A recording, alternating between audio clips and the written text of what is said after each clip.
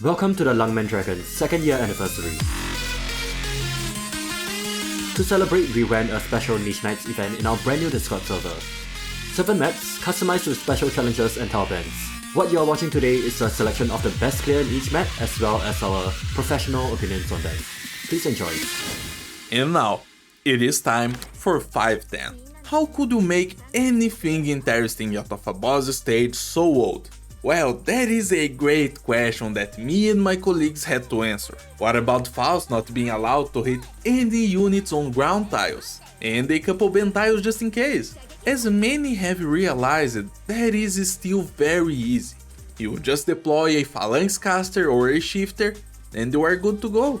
But what Dusk did here in their clear is what we wanted to see.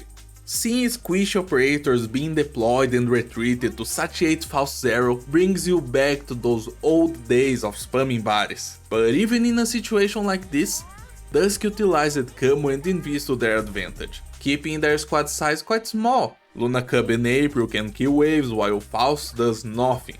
And Firewatch, with her great talent as we all know, dealing increased damage to Faust, make sure there is no fighting chance for our blue boy. The cleanup is easy, as Meteorite takes the only safe tile, and Cruz and Luna Cub ignore the ballistas.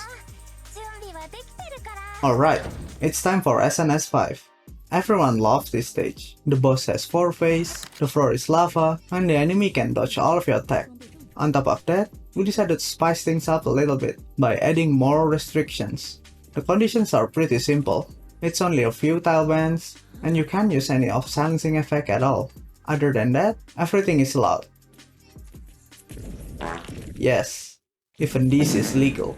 SN stages have unique mechanics where you can equip special modules, which power up certain things in the stage. And one of those modules is able to give these traps +1 block, essentially making the trap masters have this very unique interaction. In this Azling only clear, they bring Robin to abuse this, and stall time for the DPS to be redeployed, which I think is pretty creative.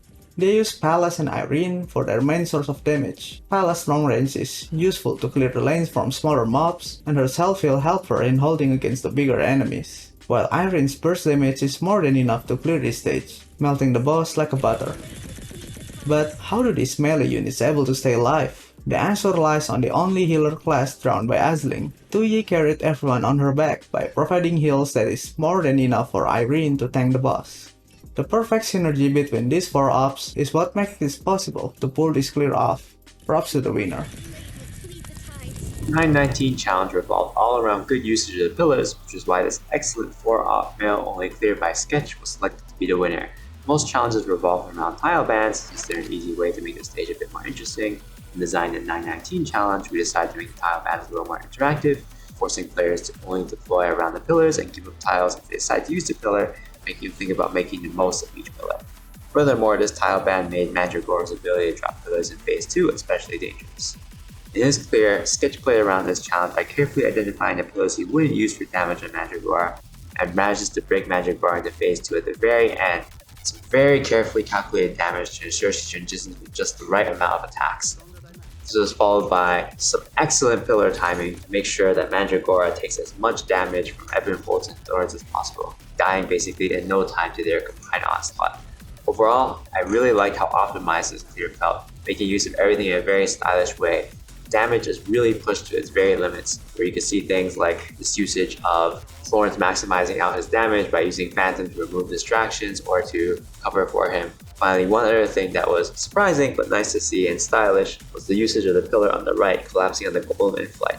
This is a very stylish ending, but was a very optimized clear. Thanks to Sketch for no doubt spending quite a bit of time optimizing the damage to get this down to only 4 operators. For the general map, the restrictions are heavily inspired from WREX6 puzzly aesthetics, which is why we want our players to set all the Huiming tiles to black, while also preventing free spawn kill by making it invulnerable until much later. From the start, what's quite surprising from the winning clear is the fact that it's actually a 3-op. Although Sarkaz is known for having rather good sustains and damage output, WREX8 have somewhat annoying early drop rush, and ultimately, the number of op give signs on how optimized the clear is, so it'll be interesting to see how they decided to tackle it. So their opener makes use of the yin-yang mechanics very well to handle both lane cross. The skill timing was also calculated as the last attack was done on the 9th second of the immortality talent.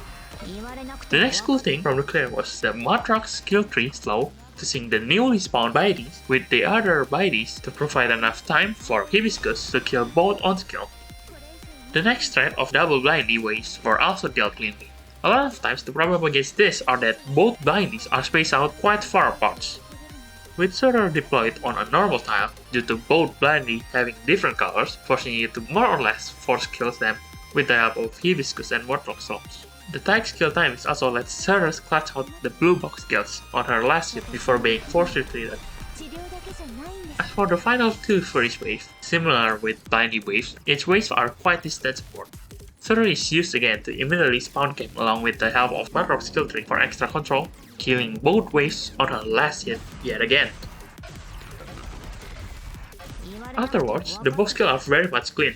Maozon more or less styles free phase 1 solo, and phase 2 burst setup makes sure the preparation for the map objective are complete.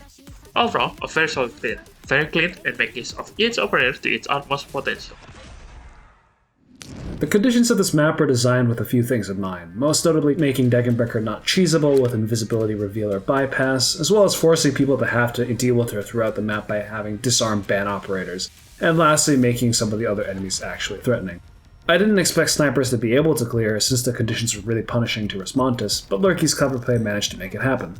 So this is a very time-sensitive play here. Both Firewatch and Rosmontis have to pass RNG checks so that they can both block and nuke the boss. They also time Fartooth as well, so her attack doesn't trigger the first disarm, but rather the second one. And this ensures that Rosmontis can be retreated and reveal the boss later down in the map. There's a neat little trick you can do with Schwartz where if you activate her skill while her normal attack projectile is still in the air, its damage is increased by the skill. It usually works with anyone with projectile. It's a great way to gain just a little more damage. There's a point of contention here, as the way Chalter's skill works allows the liquid to affect invisible enemies as well. While the slow is ultimately helpful to the final setup, it doesn't trivialize the boss the way that invisibility reveal would, so it gets a pass. Another thing you could argue is Rosa damaging the boss while she's still invisible here. As this is a mechanic of Rosa's skill, and the boss was buying it while they were already revealed, it also gets a pass. The restrictions being 2P relay and no nice crest, it changes how you play the map a bit because now you have to spawn cap everything from both red boxes. The opening to Silverash is very standard, basically used in every guide honestly. And now it's Read Alter, the best caster. It works out because it gets their skill off really fast and does multi-target damage to handle both mid lane and the bot of first Nice Normora. I think the main consideration was the duration of the skill, because you want to have one unit holding a tile for a long time until you get your other units back up. Aya, I think it's like 17 seconds or something. It's like pretty short. And like 30 seconds on S3 is pretty long. Also, like she doesn't really need to worry about damage because, well, she's a medic. You basically time Silverash S3 right after the backstab, so the reduced defense doesn't take effect, and I'm pretty sure this allows Silverash to survive this hit. Now Surtur and Curse this wave is barely gets denied over here, and Surtur's S3 lasts barely long enough to handle this knight. That's pretty impressive. It's also interesting how Reed handles the top lane. There's a wave of crowds that runs through top lane, and there's only one light tile to handle it. So he connects all of them, and then they just all explode at once. I think that was really cool. 1P relay with 4 operators, that's very optimized. I know Nightshade also did this with pre-ops later, and I think that's also an interesting boss too. So most people probably don't know, but at first this event was supposed to be a lot more hardcore than it actually was. We even designed the bounties first. Later on we noticed, oh, these are actually really hard for most people to do, and this is supposed to be more of a community thing. So for the Arsling clear, I was really impressed that Paulus can just hold the entire initial rush by herself, just minimal help. Right now, look at Firewatch, and she's just absolutely shredding that striker, and she'll take care of that drone on her own. Flint was also a pleasant surprise, because he's probably the weakest operator in the Azling niche, but sometimes you just need those kind of operators to do a quick job, since you need your most important ones doing something else. And something most people don't know on this stage is that the Emperor's Blade circling around the arena, that's all in one timer. So that means that if you stall the Emperor's Blade, he won't stop at the other checkpoints as he used to, as long as he meets the time threshold. The only checkpoint that's not on the same timer is the last one on the middle. Opya really managed to use that to his advantage here. He just stalled the Emperor's Blade forever, so whenever he releases the guy, he's just gonna walk straight to the middle. Probably the most amazing thing that even if Firewatch is basically carrying the map, all the other ops are extremely useful still. The heavy rain usage on this stage was just amazing. She was just tanking the Emperor's Blade phase 1 and the last striker there. Just an amazing use of this niche.